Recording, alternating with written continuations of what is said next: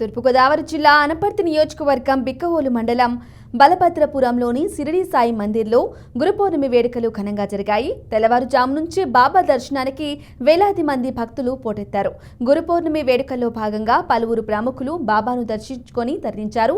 అనపర్తి మాజీ MLA doctor సత్య సూర్యనారాయణ రెడ్డి సాయినాథుని దర్శించుకున్నారు. వర్షాన్ని కూడా లెక్క చేయకుండా భక్తులు బాబా దర్శనానికి తరలివచ్చారు. వచ్చిన భక్తులకు భారీ ఎత్తున అన్నదాన కార్యక్రమాన్ని నిర్వహించారు.